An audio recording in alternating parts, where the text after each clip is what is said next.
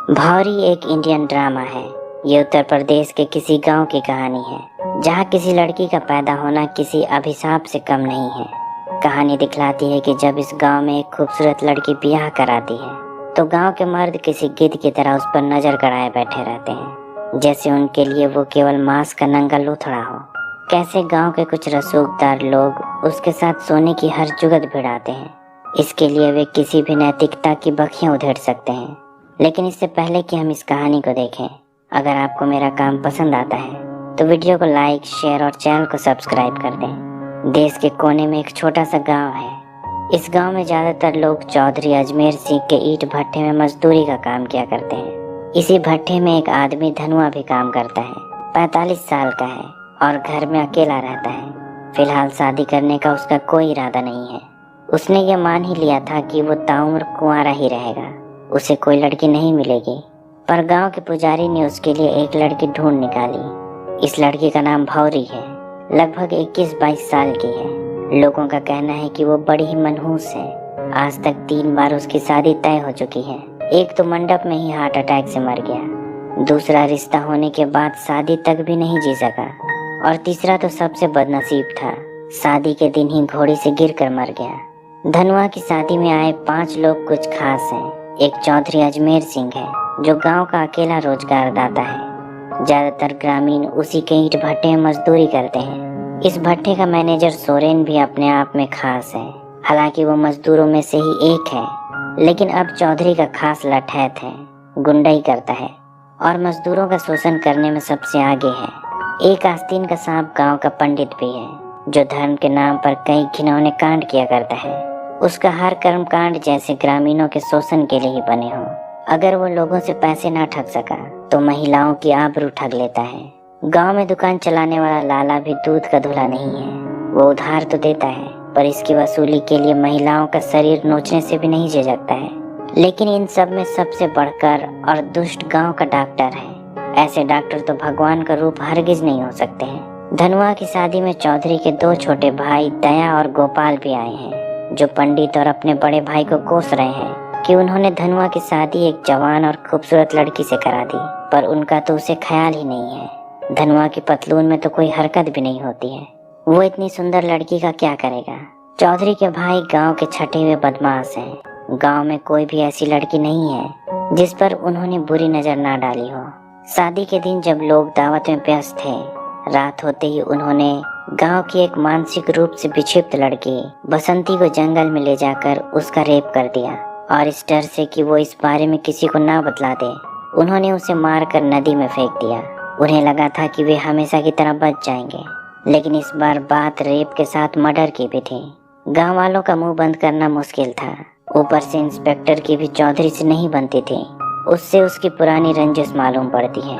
अगले दिन जब चौधरी ने अपने दोनों भाइयों के कुकृत्य के पश्चाताप के लिए उन्हें मंदिर ले गया, थाने के इंस्पेक्टर ने उन्हें मंदिर में ही धर दबोचा, और जब चौधरी ने अकड़ दिखलाई तो उसने दोनों भाइयों के सामने ही जोर का झापड़ चौधरी के गालों पर धर दिया। इसके बाद इंस्पेक्टर ने यह साफ साफ कह दिया कि अगर चौधरी तुम्हारी औकात है तो अपने भाइयों की जमानत करा के दिखाए। हालांकि तब इंस्पेक्टर के पास उनके खिलाफ कोई सबूत नहीं थे, लेकिन उसे पता था कि डीएनए की जांच में सब कुछ साफ हो जाएगा।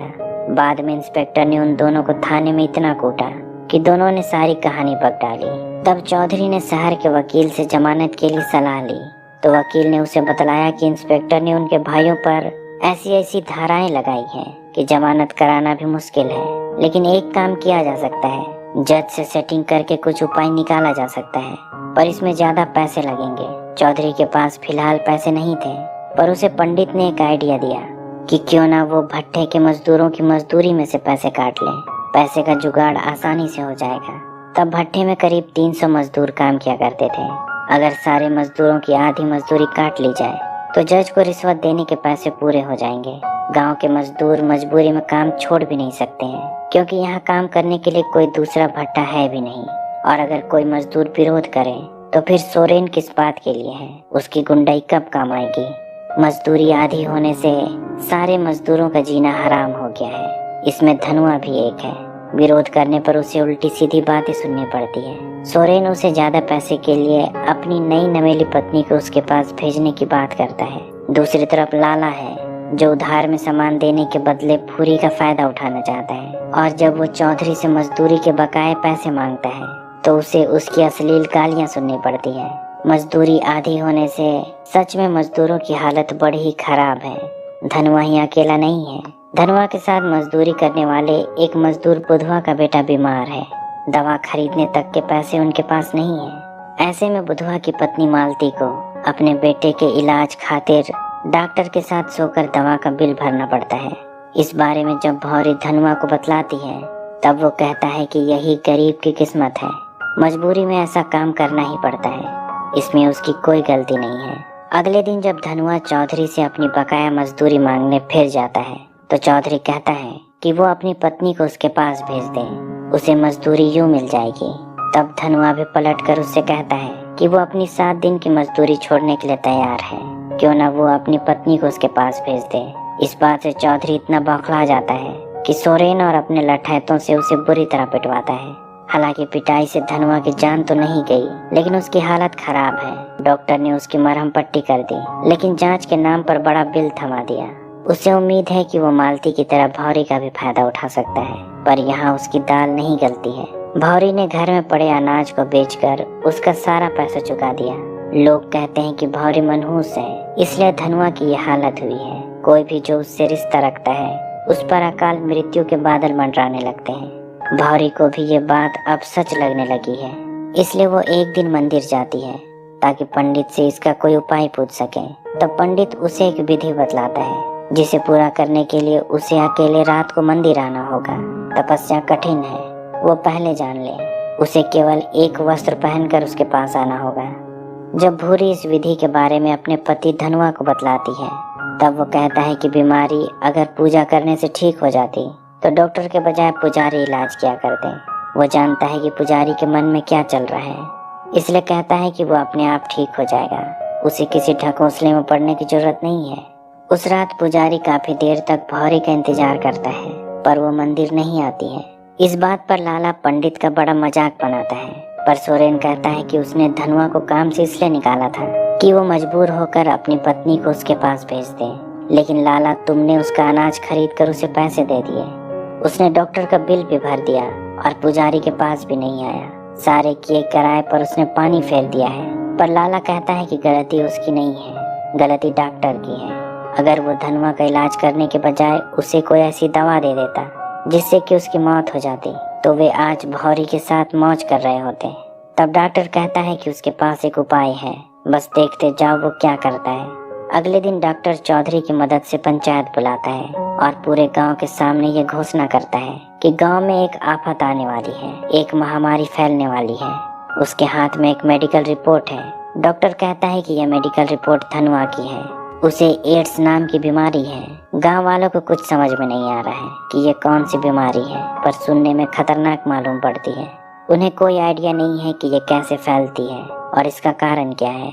हालांकि ये रिपोर्ट कितनी सच है ये डॉक्टर ही जानता है। डॉक्टर और चौधरी कहते हैं कि धनवा को गांव से बाहर निकालना होगा, नहीं तो संक्रमण से सभी मारे जाएंगे, पूरा गांव शमशान बन जाएगा। ये गांव अनपढ़ और जाहिलों से भरा है। गांव के सभी लोग धनवा से नाता तोड़ देते हैं और उसे आउटकास्ट कर दिया जाता है। बेचारे धनवा को गांव के बाहर एक झोपड़ी बनाकर रहना पड़ता है। धनवा ने अपने साथ भौरी तक को नहीं रखा, उसने उसे भी खुद से दूर कर दिया, कहीं ये बीमारी उसे भी ना लांग जाए। वैसे भी उसे तेज खांसी है।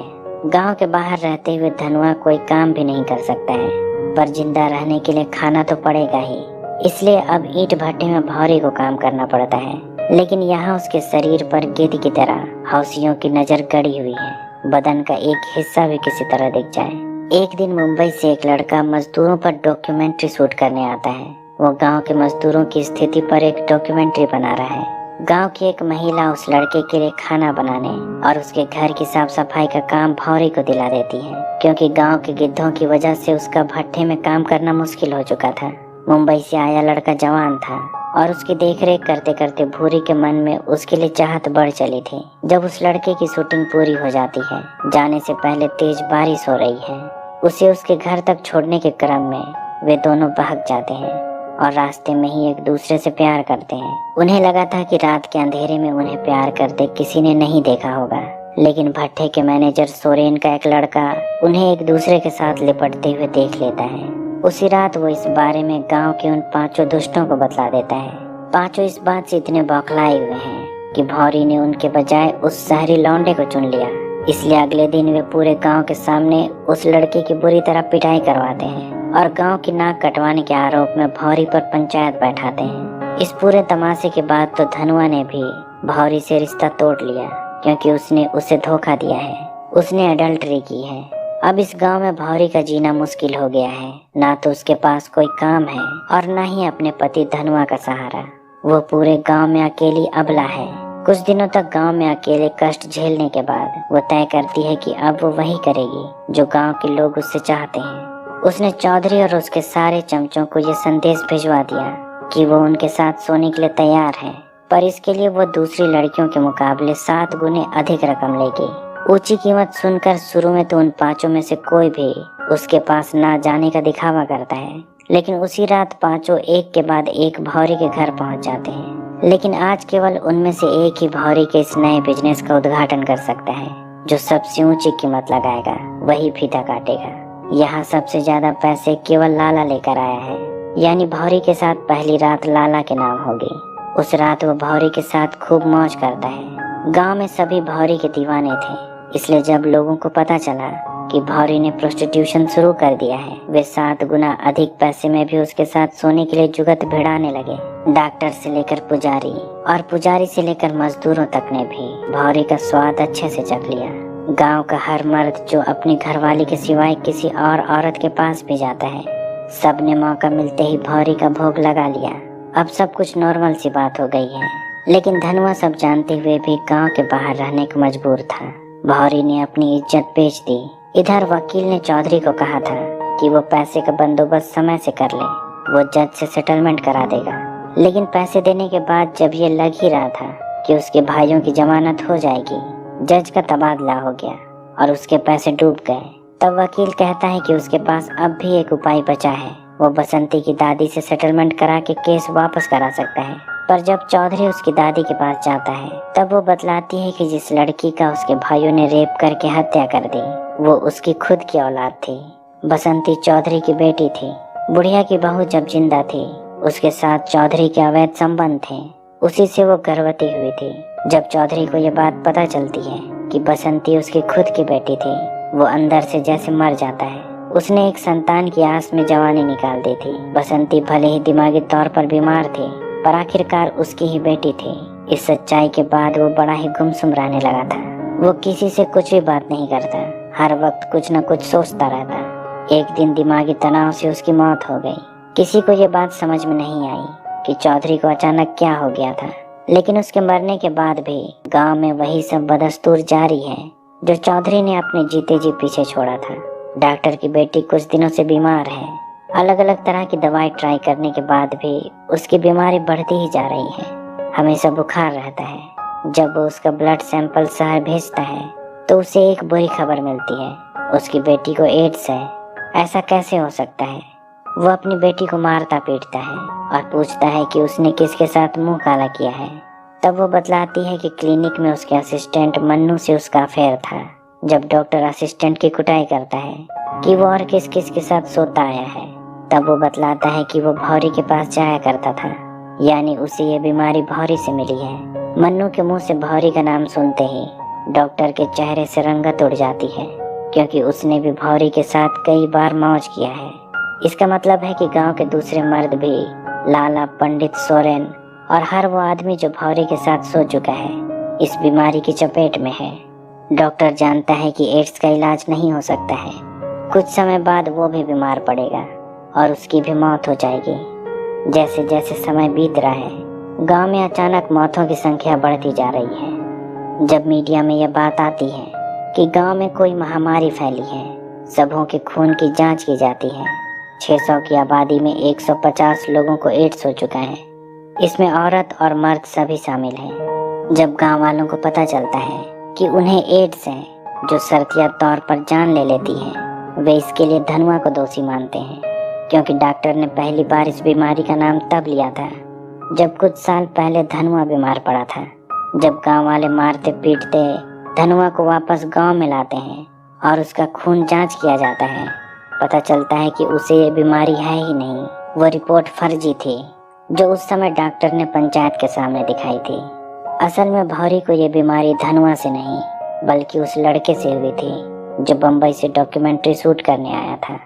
इसके बाद भौरी से पूरे गांव में फैल गई। जब गांव में पता चलता है कि डॉक्टर ने पंचायत में झूठ कहा था कि धनुआ को एड्स है, गांव वालों का गुस्सा डॉक्टर और उसके दोस्तों पर टूट पड़ता है जो तब गांव वालों को बहका रहे थे। तब पूरा गांव उन पर भेड़ियों की तरह टूट पड़ता है। आज वे लकड़बग्घों का शिकार कर रहे हैं। पुलिस ने भी गांव वालों को छूट दे दी है। उन्होंने मार मार कर डॉक्टर, लाला, पंडित और सोरेन की हत्या कर दी। लेकिन दूसरी तरफ जब धनुआ को पता चलता है कि भौरी भी बीमार है, वो उसे देखने उसके पास जाता है, लेकिन तब तक उसकी भी मौत हो चुकी है। वो भौरी से नाराज तो था, पर अब उसे पूरे सम्मान और प्यार के साथ अंतिम विदाई देता है। ये पूरी कहानी कर्मा के बारे में है। इससे कोई कभी नहीं बच पाया। जो जैसा बोता है वैसा ही काटता है। भले थोड़े समय के लिए लगता है कि दुष्ट जीत रहा है, पर उसका भी अंत होता है, वो भी बुरी मौत मरता है। इसी सीख के साथ ये कहानी खत्म हो जाती है। उम्मीद करता हूँ कि आपको मेरा काम पसंद आया होगा। अगर ऐसा है तो वीडियो को लाइक, शेयर और चैनल को सब्सक्राइब कर दें। अभी तक बने रहने के लिए शुक्रिया।